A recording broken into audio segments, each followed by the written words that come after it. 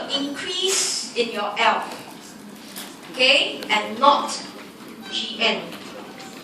So if you actually look at your diagram, you'll be a little bit startled what you want to shift.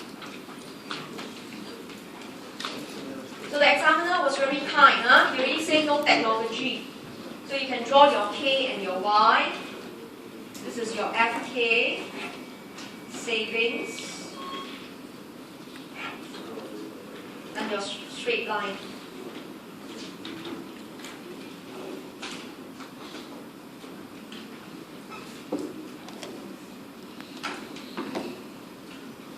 So if you look at this diagram and look at the question, what can you shift or what can you change? You definitely cannot go and shift the Gn line because it's one time. Gn is growth rate, means every period it changes. Right? Okay? Now, this question is very tricky because, right, it actually brings you back. When you actually look at this model, alright, remember one assumption that you make, alright, okay, if you recall one assumption of the model, which you don't really pay a lot of attention, was L equals to N. You assume number of workers in the country is number of people in the country, and that's why you draw this diagram. So in other words, if there is an increase in L, there is an increase in N. Alright, okay? But K was constant. You have already total number of machines, your capital stock existing. So in this case, if you look at the diagram was the small k. Alright, which is the big K over the L, which is the big K over the N. Either one of them is correct. So the big K was constant, the big L went up. So what the question wanted was to say that now assuming more women equals to more people altogether. Alright, and this is using back the standard diagram. Therefore, you could deduce your K actually drops to K1. Right, okay, so not easy. Question was a bit short, okay, not much details given. But if you are using back, and they keep talking about per worker versus per capita, capita means per person, then you use what you know first, the standard model L equals to N. So you don't really shift the curve, but you understand the intuition. Right? If the country suddenly has more people equals to more workers, they have to share out the machine. So K will drop. So that was the initial step. Okay, then of course your standard step 2, compare benefit and cost. Then step 3, telling you you have to adjust back. And how do you adjust? Again, your standard process. Again. Then reach point A. Right? Back to point A, bring it down, K star 1. Right, so will you fail? Answer is no. Out of 8 marks, you got 3 marks because you explain K drop and explain how K increase back to K star 1, which is your step 2 to step 1. Right? So you must tell yourself, don't allow yourself to fail. Even though you'll be scratching your head and go like, gosh, what could it be? But you definitely will not shift the cost curve at all. Then neither would you shift savings. Then you tell yourself it could be, alright, in this case, a one-time drop in capital. Because the number of machines has to be shared out with a lot of workers. Right? So you don't get yourself into eating an egg from the examiner. You still try. Right? But now the second part is more difficult. Right? The question is actually asking you, what if L is not equals to N? Right? So this is the initial case. But now, if L is not equals to N. Right? This is the real world. In the real world, not everybody in the country works. So in this case, right, L increases, but N is constant. Right? Okay? So you could imagine, give you a numerical example. Your country has 10,000 workers. Initially, your L1 was 5,000. Then, because of more women working, now you have 8,000. Your N is unchanged. Just that more women join the workforce. So when we make first the assumption L equals to N, it's just a convenient way. Because in the economy, we are always interested in per person. So we assume the person is the worker. So we drew the standard diagram. But now it's different. L went up, but N unchanged. Okay, in other words, draw a slightly bigger diagram. Solo's diagram is always interested in per person. So this axis here is still the big K over the N. Sorry. Right, Solo's model is always studying per person. Per person means per capita.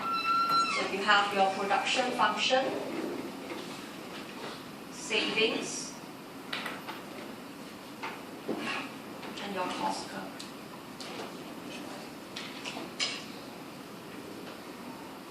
So you are initially here per person, and this is your output per person. Okay? You simply know that you won't be repeating the same analysis. Right? If not, the examiner will ask you how would your answers differ, right? So see carefully. Okay? Production function was a function of capital and labor. You use machines and workers. You don't use machine and population. Just now was L equals to N, so they are equivalent. So now if L goes up, okay, K is constant, the big Y will go up. The small y is the big Y over the N. Remember, the entire diagram is always looking at one person. So divide by N, not divide by L. Okay, this is the objective of Solo's model. So from here you could see, I'm still at K star 1 because my big K and my big N didn't change. But my big Y went up. Why is that so? Because there are more workers in the factories. Output in the country grow. Output per person in the diagram will go up. So I'm at K star 1, but my Y went up to Y1 prime.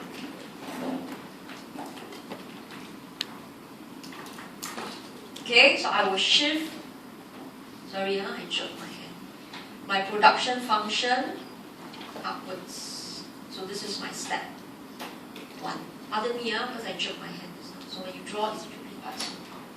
So in other words, right, the production curve shift up. From B, it goes to, say, B prime.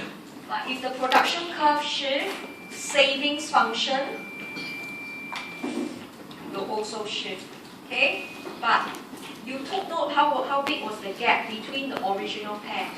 So the new pair, the gap must be almost the same. So it will be somewhere here. Right? Which is your S1, F2K. Right? So take note. This is your savings. This is the second curve you shift.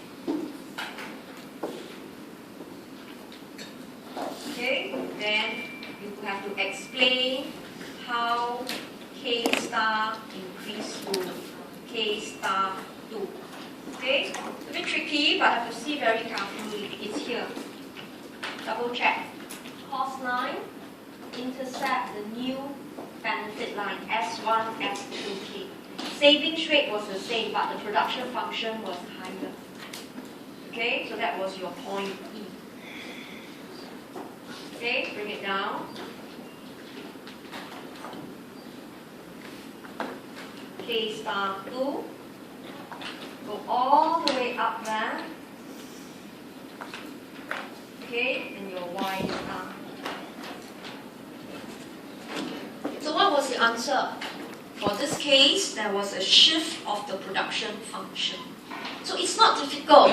It's just, alright, just like our consumption theory, right? Take a step backwards and really understand the model. Okay, so explain small y went up, but because your k didn't change, your big K and your big N didn't change, you have to shift the production function upwards, followed by the savings function. Then of course your standard 3 to 5. I will put in the arrows already. K increases, production, savings, cost increase until point E, K star. Okay, so no matter what you know, they will test you TFP one. Just that they don't call it TFP. TFP is always a one-time increase in output without doing anything to your K. Right? So in this case, K star increase to K star 2. Now, if your answer stop here, you will not get full marks because the question was, how would your answers differ? The question is not asking you where is K star. Right? So therefore, you must summarize. L went up, right? Okay? If your N also go up, you can see there is no effect on K star and Y star. This is what we saw in the first analysis. Your K drops, but it returned to K star, and it returned to Y star, because you assume, right, the standard model, L equals to N. Okay, so both the denominator actually went up, so you have to adjust. But if L increased and N was constant, therefore you should see K star and Y star is affected. But you see, I have explained how the answers differ. One is no effect, the other one is affected. Right, then I will highlight where K star and Y star increases. 8 marks. If you can't score 8, could you score 4? Answer is yes. Think carefully. At the moment you saw 1 off, you know something must shift. It's actually production function, but not so straightforward. You actually don't know why it shifted. That's why you need to understand the equation. This is the toughest. Did it kill you? No. It just shocked you, right? You go like, gosh, what's happening? But if you really know the topic well, you will know the assumption, and you know they like to test total factor productivity. You did nothing to your K, but your output and savings can change. Okay, so when I see you next week, I will finish off question 2 and 3. I will only take 1 hour and less. So please bring along your next set of lecture notes, money market.